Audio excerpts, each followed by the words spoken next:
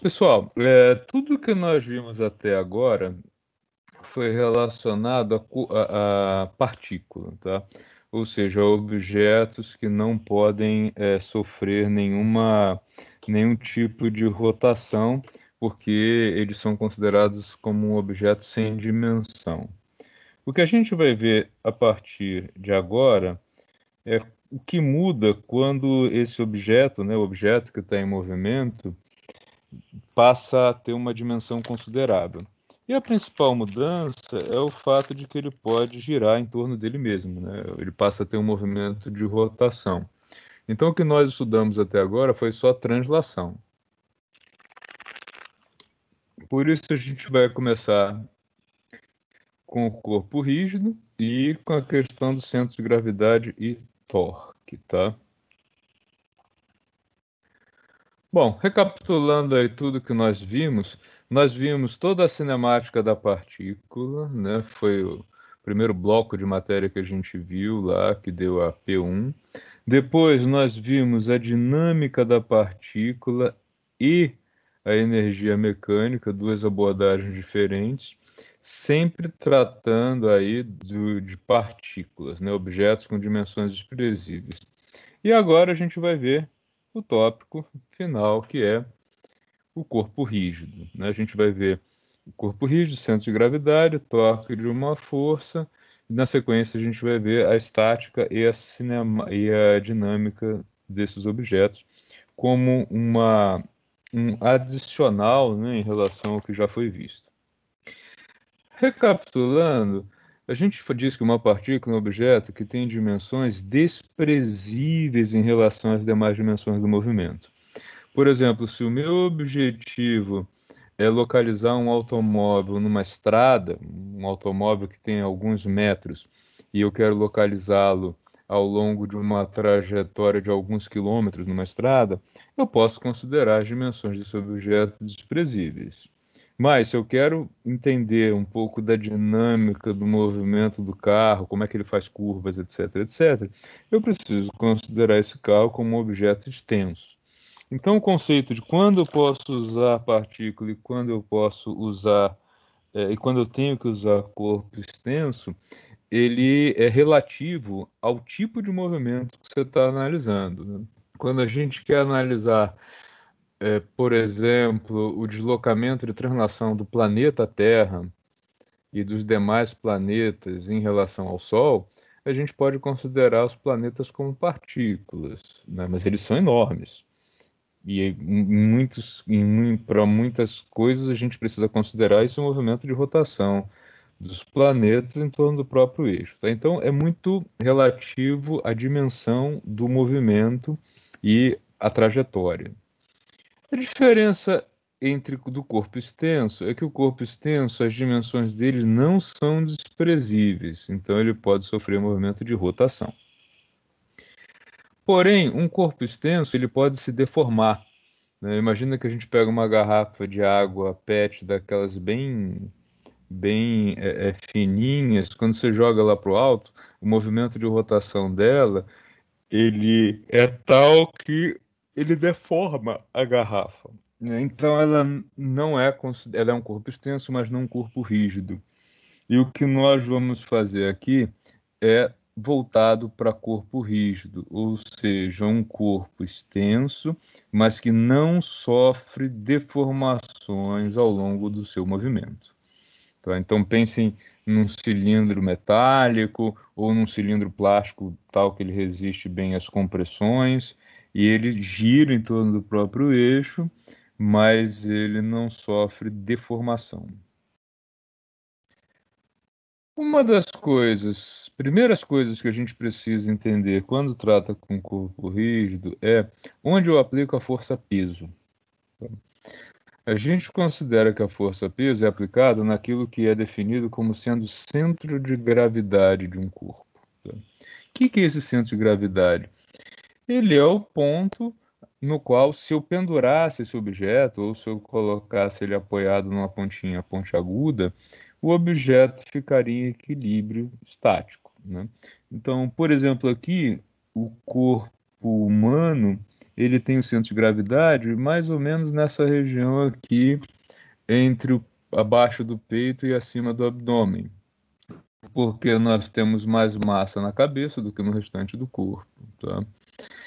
Reparem que quando eu deixo o corpo com o centro de gravidade apoiado de maneira estável, eu consigo me manter em pé sem grandes dificuldades, mesmo levantando os braços, como nessa segunda figura aqui. Agora, quando eu apoio de cabeça para baixo, por exemplo, o que que acontece? Esse equilíbrio fica muito instável, esse corpo pode girar para cá ou para cá com muita facilidade, do mesmo jeito aqui, né? Se esse cara projetasse o corpo um pouquinho mais para frente, ele iria ele iria sofrer uma queda. É muito difícil ficar equilibrado nessa posição aqui, porque você tem que manter o centro de gravidade apoiado, alinhado com o pé, tá?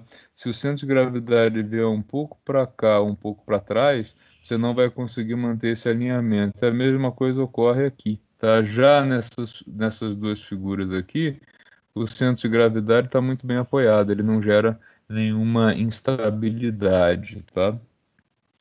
Aquela brincadeira de criança de tentar equilibrar a vassoura no dedo, o que você está fazendo é mais ou menos isso aqui, né? Você está tentando manter o centro de gravidade alinhado com a mão. Mas é muito instável esse tipo de equilíbrio, né? Tudo bem até aqui, gente? Alguma pergunta? Algum questionamento? Por enquanto tá tranquilo, professor. Tranquilo? Tá.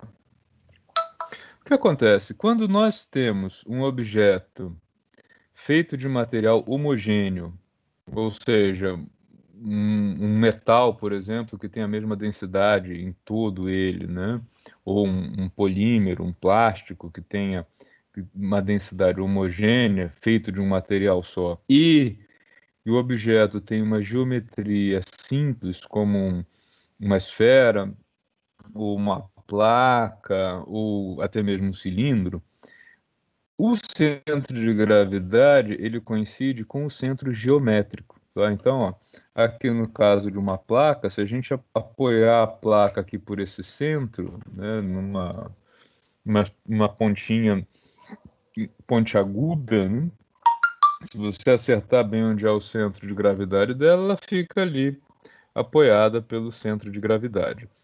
Quando um objeto ele não tem o centro de gravidade coincidindo com o centro geométrico, em geral, o que que a turma da manutenção tem que fazer numa situação dessas?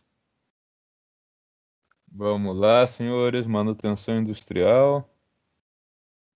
O que que o mecânico faz com a roda do carro? Alinhamento e balanceamento, professor? Nesse caso é o balanceamento, tá? O que que é o balanceamento? Ele fica girando a roda para ver se ela tem alguma tendência a ir ou voltar quando ela fica, né, numa posição qualquer. E se ela está fazendo um movimento de rotação quando ela é deixada parada, é porque o centro de gravidade dela não está no centro geométrico.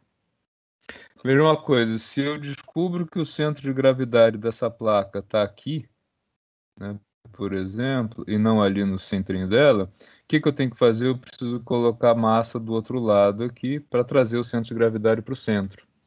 Na roda do carro, em qualquer roda, e também quando você vai trabalhar com roldanas, você quer que a roldana seja homogênea. Se ela não tiver homogênea, você adiciona um pingo de solda ou algum outro tipo de, de massa que vai ser colocado para trazer esse centro de gravidade para o centro geométrico. Porque se o objeto não tiver o centro de gravidade no centro geométrico, ele vai gerar tensões.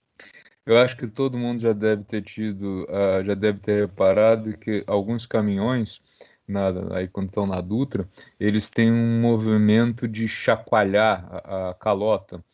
O que que é aquilo? É uma calota de uma roda que não está nem alinhada nem balanceada, né?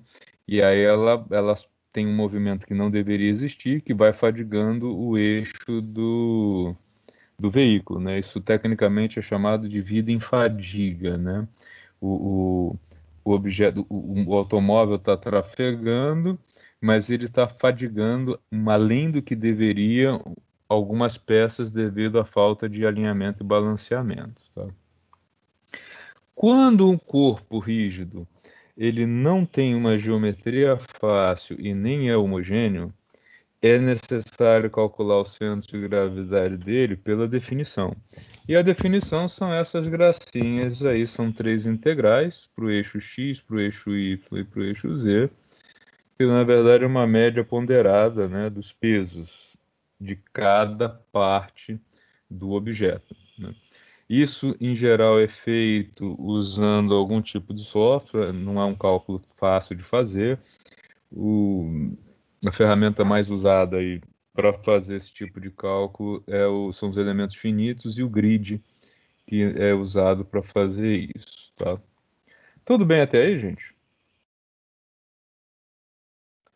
Estamos tranquilos? Por enquanto, sim, sir. Tá? Entenderam o Professor, conceito cheguei agora, professor. Agora, eita Agora? nós, hein? Vamos? Nós estamos falando do centro de gravidade. Você sabe o que é isso? Ei, Tem pode, certeza? pode tocar o barco. Eu Tá sei. bom. Você sabe que o mecânico ele ajusta o centro de gravidade da roda? Nem o Tem mecânico gravidade. sabe disso, né? O mecânico de automóvel faz isso, o pessoal lá do alinhamento e balanceamento, ele faz isso o tempo todo e ele não tem a menor ideia do que está fazendo. Ele faz porque tem que fazer, né? Por quê? Não, porque o cara sabe que ele tem que igualar as massas, mas ele não sabe que o que ele está fazendo é botar o centro de gravidade no centro geométrico. É uma, é uma curiosidade aí, né? Que você tem. Você pode falar isso, se você chegar na oficina e falar para o mecânico, você sabia que você já colocou o centro de gravidade no centro geométrico? Ele vai olhar para sua cara Vai e vai pensar que ficar é pensando: sacanagem. esse cabra tá me tirando, né? Isso mesmo. Porque eles têm o conhecimento mais prático, que obviamente é super importante, mas eles muitas vezes não sabem o porquê que eles estão fazendo aquilo, né? Ok. Então, pessoal, prosseguindo, por exemplo, aqui numa peça como essa, é bem complicado localizar o centro geométrico, o centro de gravidade dela. Como ela é maior aqui desse lado, mais vazado, né? Ela não deve ficar no centro da peça. E aí, como é que você faz para localizar isso? Num objeto pequenininho como esse, é tranquilo. Você vai e faz simplesmente um experimento, onde você conseguir pendurar essa chave apoiando numa superfície estreita, está o centro de gravidade dela, tá? Eu vou aproveitar isso aqui para falar sobre agora o braço de alavanca, tá? Braço de alavanca, ele faz parte, ele é bem importante para definir o que nós chamamos de torque ou momento de força. O torque ele mede a capacidade de uma força, né, gerar rotação, né? Então, vocês já devem ter observado que se você tentar girar essa chave por aqui, você vai ter que fazer muito mais força que se você tentar girar a chave por aqui e menos ainda você vai fazer força se girar a chave por ali, né? Por quê? O braço de alavanca, ele é essa distância entre onde você aplica a força e onde o objeto vai rodar. Ele vai rodar aqui, por esse ponto, tá? E isso é medido por uma coisa chamada torque, tá? O torque é definido como o produto aí desses dois elementos, né? Aqui a gente tem exemplo de uma chave com uma alavanca maior. Você sabe, né, que quanto mais distante, quanto maior for esse braço de alavanca, menor vai ser a força que você tem que fazer. Se alguém tiver dúvida nisso, tente fazer uma porta girar, empurrando ela em algum ponto próximo à dobradiça, né? Quanto mais próximo da dobradiça, você faz mais força. Quanto mais distante, você faz menos força. Por isso que as maçanetas são colocadas usualmente lá na extremidade oposta à dobradiça, para que a pessoa possa abrir e fechar a porta fazendo o menor esforço possível, tá? E qual é a definição desse torque? Aqui um detalhe: torque também é chamado de momento de força, tá? Eu particularmente não gosto de usar esse momento de força porque ele confunde com momento linear e com momento angular. E já torque é bem definido, e aí quando a gente chama de torque no geral, a gente trabalha com a letra tal, tá? A letrinha grega no lugar de M. Mas é a mesma coisa, tá? No geral, o torque é definido como sendo o produto. Deixa eu apagar Professor, aqui. Oi. esse M aí é torque. É torque, pode substituir E aí pelo tal, substitui porque por tal, que é essa letrinha aí. isso, porque no geral alguns livros usam momento de força, tá? Mas é a mesma coisa. O O torque é torque, igual ele força vezes distância, é isso? vezes distância vezes seno do ângulo entre os dois, tá? É que aqui nesse exemplo, ó, tem 90 graus entre o F e o D. E aí o seno Uhum. de 90 é igual a 1, tá? Mas depende do ângulo. Porque olha só, se eu tivesse feito uma força assim, só a componente perpendicular é que gera torque, a outra ela só estaria gerando uma tensão, né, puxando o objeto para lá ou empurrando, né? Na verdade, você tem uma eficiência maior no processo desse tipo quando a força forma 90 graus com o braço de alavanca, tá? Uhum. Então, olha só, nós vimos até a última aula translação. A translação, né, a não translação, ou seja, o objeto permanecer em equilíbrio estático, ela ocorre de acordo lá com a primeira lei de Newton, quando o quê? Quando a soma de todas as forças que atuam no objeto é igual a zero. Tá? A gente viu isso lá em toda a estática. Agora, a gente falando de rotação, a gente vai ter que impor uma segunda condição, que é a soma de todos os torques ser zero. Quando a soma de todas as forças é zero, eu garanto que não ocorre translação. E quando a soma de todos os torques for zero, eu garanto que ele não gira. Por exemplo, num ventilador, quando ele é ligado, a soma de todas as forças que atuam sobre ele é zero. Por isso ele não translada. Mas ele vai girar a hélice. Por quê? Porque a soma dos torques não é zero. Tem o torque que o motor vai aplicar na hélice, tá? Então vamos ver um primeiro exemplo para a gente entender isso. Um exemplo bem simples, tá? Onde nós temos um objeto apoiado aqui nesse ponto de apoio, ó. Ele não está soldado, não está preso, nada disso. E eu quero que esse objeto permaneça assim, em equilíbrio estático, sob a ação das forças F1, F2, da força peso e da força normal que essa base vai aplicar sobre ele. Estão localizadas aí as forças F1 e F2. A barra como um todo tem 4 metros, tá? O que o enunciado está me dizendo? Ele está me dizendo que a barra é homogênea e que ela tem essa massa aqui. Se ela é homogênea, o centro de gravidade coincide com o centro geométrico. Então, aqui na metade do corpo, eu vou aplicar. Opa, só um minuto. Aqui na metade do corpo, eu vou aplicar a força peso. Certo? Essas três forças, elas geram torques em sentidos diferentes. Vamos imaginar que o objeto possa girar em torno desse ponto que eu marquei aqui, né, do ponto O. As forças peso e F2, elas tendem a fazer o objeto girar assim. Concordam comigo? Se só tivessem essas duas atuando, o objeto iria girar para cá. E a força F1 é a única que tenta fazer o objeto girar no sentido oposto. Tecnicamente, nós dizemos que peso e F2 geram torque no sentido horário e F1 torque no sentido anti-horário, tá?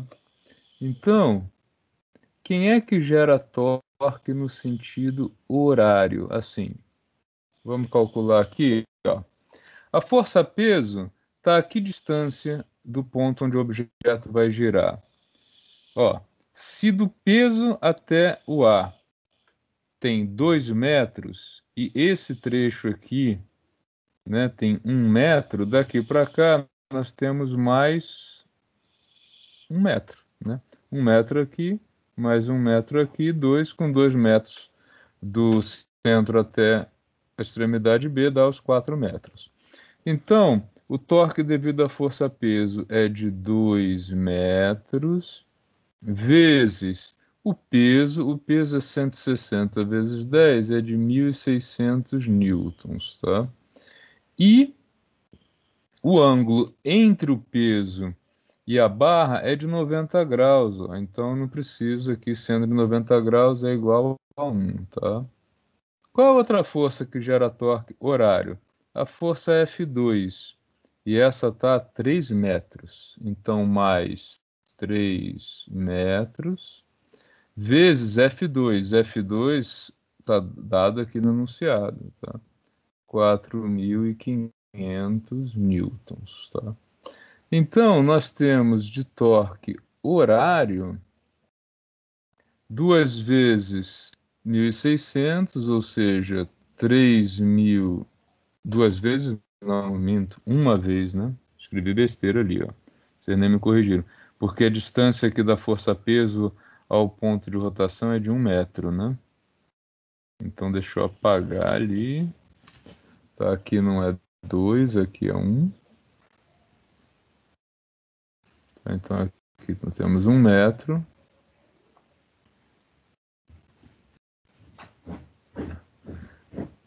Vezes 3.000, 1 vezes 1.600 é 1.600. Então, nada de 3.200. Então, aqui 1 vezes 1.600, 1.600. Mais 3 vezes 4.500 vai dar 12, vai dar 13.500 newton vezes metro. Somando os dois, isso vai dar 14.500, 15.100. Né? Então, 15.100 newtons. Isso para o torque horário. E o anti-horário? O torque anti-horário, ele é igual. A gente tem aqui só 1 metro, né, de braço de alavanca, vezes F1, que é igual a minha incógnita, é o que eu quero saber. Como eu tenho que impor que torque horário é igual a torque anti-horário, para que esse negócio não entre em movimento, o que nós vamos ter? Que a força F1 ela tem que ter 15,1 kilonewtons de intensidade. Por quê? Ela vai suportar sozinho o efeito do peso e de F2, tendo um braço de alavanca muito menor, tá? Então nós temos aí, é aquela brincadeira de colocar uma gangorra no ponto, não no centro dela, né? Você precisa fazer muito mais força do outro lado para conseguir mantê-la em equilíbrio. Ficou claro isso?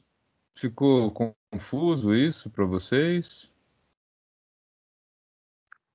Não, professor. Não. Tranquilo? Tá. Tem mais 2 exercícios que eu gostaria que vocês tentassem fazer. Eu não sei como é que está o tempo de vocês, se vocês estão muito atarefados, se vocês querem tentar fazer agora ou querem fazer offline. deadline e corrigir isso na quinta-feira. Aí a turma da manhã tinha prova, os caras quiseram deixar isso para fazer amanhã. Aí eu não sei como é que vocês estão aí, me digam vocês. Professor, eu prefiro deixar para fazer depois. Tá. Então eu vou Para corrigir na quinta-feira. Isso, eu vou deixar, eu vou colocar os slides lá na nossa equipe do Teams, vou colocar a gravação da aula, e aí na quinta-feira eu corrijo esses outros dois e a gente finaliza com rotação. E aí vocês têm ainda um bom tempo da noite para se dedicar ao que está faltando aí para estudar, né? Beleza, professor. Combinado, então? Combinado, Vai professor. deixar os dois exercícios na tarefa? Não, não vai ser tarefa, porque nem conta ponto, né? Eu vou só deixar lá os slides para vocês verem como é que, para vocês pegarem, tentarem fazer, mas nem vou abrir como tarefa, não. Só mesmo para a gente corrigir e tirar dúvida na quinta-feira. Beleza. Vai ficar nos arquivos? Como Nos que vai ficar? arquivos, nos arquivos eu coloco os slides todos lá, o PDF, aí tem eles já. Beleza, professor. Tá bom? Aí aviso o restante da turma. E daqui a pouquinho eu subo o vídeo também. Beleza, professor. Tá bom? Tá Pessoal, bom. até quinta, então. Se alguém tiver mais alguma dúvida, quiser perguntar alguma coisa, fica à vontade. Vou ficar por aqui. Quem quiser sair e estudar, fazer outra coisa, também fica à vontade do mesmo jeito. Beleza, professor. Boa noite, então. Vai ter chamada? Não, eu vou fazer. Não, vou fazer a chamada pelo. Já só estou lançando falta para quem realmente já enforcou.